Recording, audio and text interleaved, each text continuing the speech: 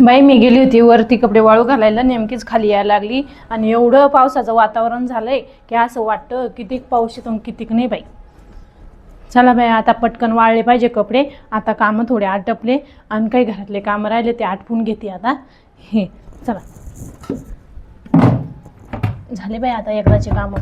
थोडे राहिले तर त्याला काही टेन्शन नाही, मग थोडेसे पटकन करतं माणूस.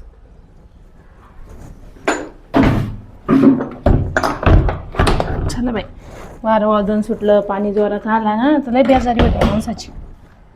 चला शेतातल्या माणसाची किती बेजारी आहे, ते शेतात जाते घरी यायची रस्त्यानं बिन किती बेजारी होऊन जाते. काही मेळ आहे का? आणि आपण घरातल्या घरात बिन आपल्याला एवढी बेजारी होते. इकडं उचल पसारा, तिकडं ठेव, तिकडचा उचल तिकडं ठेव, वरचे कपडे खाली पळत पळत जाण खाली आणा काय. आणि शेतातल्या यायचं किती बेजारी आहे का नाही. चला बाई आटपते आता मी. बाय.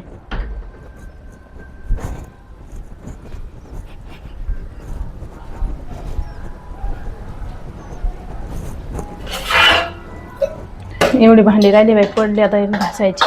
भांड्याचं काही नाही वाटत, कपडे वाळले का तेवढंच मग बरं राहतं.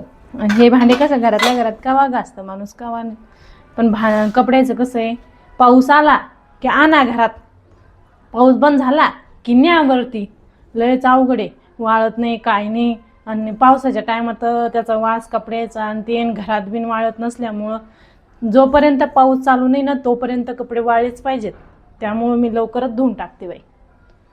चला आता का पाऊस येणारच आहे, मी आता घरातले कामं आटपते तोपर्यंत.